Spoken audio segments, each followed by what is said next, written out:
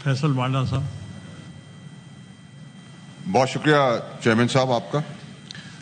Chairman साहब, मैं किसी बजट के ऊपर कोई बात ज़्यादा करना नहीं चाहता। मुश्किल हालात में बजट बन रहा है, criticism for the sake of criticism नहीं, लेकिन मैं आपको मे डे की कॉल से स्टार्ट करूंगा। शायद मैं रॉन्ग हूं, अल्लाह करे मैं रॉन्ग हूं, लेकिन मैं अलार्म कर रहा हूं, हेड्स अप कर रहा हूं, आपको अलर्ट कर रहा हूं कि जो आने वाले दिनों के अंदर किसान के साथ होने जा रहा है, या क्लाइमेट चेंज से रिलेटेड चीज़ें होने जा रही हैं, या पॉलिसी से रिलेटेड चीज़ें होने जा रही हैं, उसके ऊपर हमें हेड्स अप और अलार्म और अलर्ट रहना बहुत ज़रूरी है। क्योंकि हमने तबाही की है गंदम में पहले भी, और गंदम ने हमने पूरे पाकिस्तान में इस बार भी तबाही की है, नुकसान किया है, कीड़े पड़ गए हैं। इसको इंश्योर करना बड़ा ज़रूरी हो गया है। नंबर 2 सर, ये कि जो इम्पोर्ट पॉलिसी है, जिस पे मैंने फाइनेंस कमेटी पे भी कोशिश की कि समझा सकूं कि इम्पोर्ट पॉलिसी को इतनी एहतियात से बनाएं कि डॉलर का इम्पैक्ट उसके अंदर है। मुझे खदशा ये है कि डॉलर अपवर्ड्स की तरफ स्लाइड होना शुरू कर दे, जिससे महंगाई बढ़ जाएगी, कर्जे बढ़ जाएंगे और मजीद मुश्किलात है, जिसको इदारों ने 2 साल बड़ी जबरदस्त तरीके से रोकी रखा। तीसरी चीज सर ये कि आइंदा आने वाला बजट में एनएफसी को जब तक आप एड्रेस नहीं करेंगे, अगले बजट्स आपके लिए नामुमकिन हो जाएंगे। मैंने मे डे का वर्ड इसलिए यूज किया है कि हेड्स अप और अलार्म, किसान, इंपोर्ट पॉलिसी, पेट्रोलियम, ये सब इंटरलिंक्ड है और इसको असेस करना, अटेन करना और इसके ऊपर काम करना बहुत जरूरी है। आज के दिन जब मैं देख रहा हूं सब चीजों के अंदर, वहां जहां सारी लोग कोशिश कर रहे हैं पाकिस्तान को आगे बढ़ाने की, वहां ये 3-4 चीजें जिनको अगेन एंड अगेन मैं चेयरमैन साहब की तवज्जो से एड्रेस कर रहा हूं।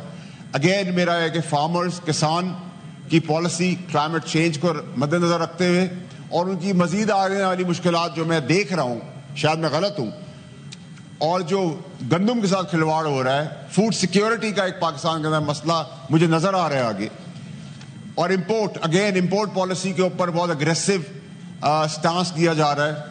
उस स्टांस के अंदर डॉलर स्लाइड हो सकता है। एनएफसी का मैंने आपको जिक्र किया कि इसके अंदर सूबों को आपको बिठाना जरूरी हो जाएगा, क्योंकि अगला बजट नामुमकिन है इसको एड्रेस किए बगैर। एसेट मैनेजमेंट के ऊपर शदीद तहफ़्फ़ुज़ात हैं, उसको एड्रेस करना बड़ा जरूरी है इस बजट के अंदर।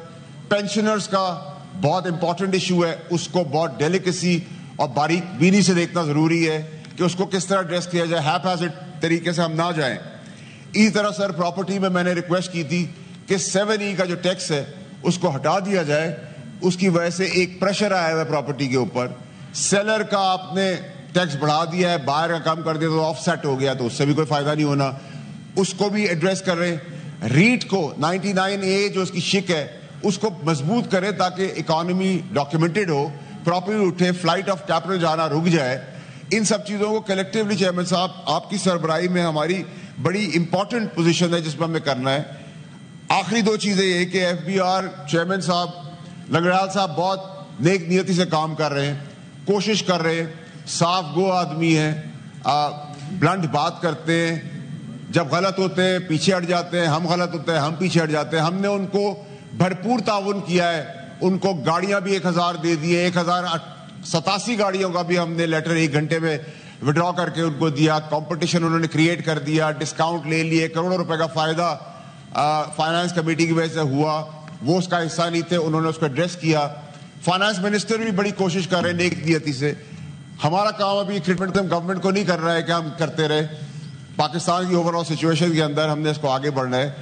तो ये जो FBR के अंदर जहां उनकी काविश अच्छी है, जिधर फाइनेंस मिनिस्टर कोशिश कर रहे हैं, जहां इन चीजों को अरेस्ट करने की जरूरत है, लेकिन ये सर अरेस्ट नैब अरेस्ट कर लेगी, पुलिस अरेस्ट करेगी, FIA अरेस्ट करेगी, एंटी करप्शन अरेस्ट करेगी, हर कोई अरेस्ट करेगा, खाने में अरेस्ट करेगा, खड़े होने पर अरेस्ट करेगा, सांस लेने में अरेस्ट करेगा, बैठने में अरेस्ट करेगा। तो फिर सर हथकड़ियां लगाए हमें भी, सबको अरेस्ट करें एक साथ। अगर अरेस्ट करने से आपका मुल्क आगे बढ़ता है तो सबको अरेस्ट कर लें। ये अरेस्ट आप अगर कारोबारी को, पान का खोखा चलाने वाले को भी तहफ़्फ़ुज़ ही देंगे जो दूसरे मुल्क दे रहे हैं, तो फिर फ्लाइट ऑफ कैपिटल रोकने की आप बात करते हैं, आप इन्वेस्टमेंट की बात करते हैं, ये हम डिस्कशन का हिस्सा भी नहीं बनाएंगे। ना ये पावर्स हम किसी को देने जा रहे हैं, ना ये होनी चाहिए।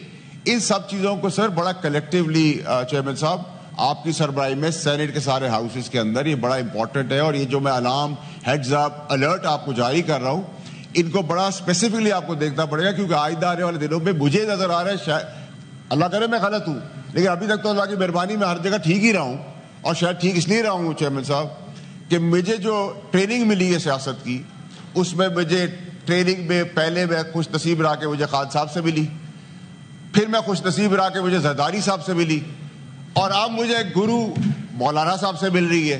تو اگر اتنے سارے استادوں کے بیچ میں اگر میں ان کا شاگرد ہوں تو آپ سمجھ سکتے ہوں گے کہ میری کیپیبلٹیز بھی کتنی ہے. اور مولانا صاحب نے جو بات کی میں اس کو انڈورس کروں گا ادھر, کہ بجٹ سے لے کے حکومت چلنا اور بننا میں یہ سب لوگوں کی موجودگی کا بڑا ریلیونس ہے. اس ریلیونس کو مزید ہم نے آگے بڑھانا ہے. کامران مرتضیٰ صاحب نے کہا کہ میں نے ان کو انوائٹ کیا. انوائٹ تو آپ مہمان کو کرتے ہیں.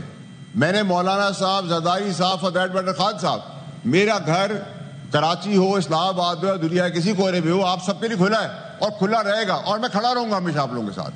جب غلط ہوگا تو ڈروں گا نہیں, اور جب ٹھیک ہوگا تو کسی کی فکر نہیں کروں گا. تو میں چیئرمین صاحب آپ کو ایڈریس کرتے ہوئے, آپ کا شکریہ ادا کرتے ہوئے آپ سے ریکویسٹ کروں گا کہ جس چیزوں پہ میں نے ہیڈز اپ اور الارم دیا ہے اس کو پلیز آپ اگر اپنے نوٹس میں لے لیں گے اور یہ ہاؤس نوٹس میں لے لے گا تو اس کا امپیکٹ پاکستان کی فیور میں جائے گا. بہت شکریہ آپ کا.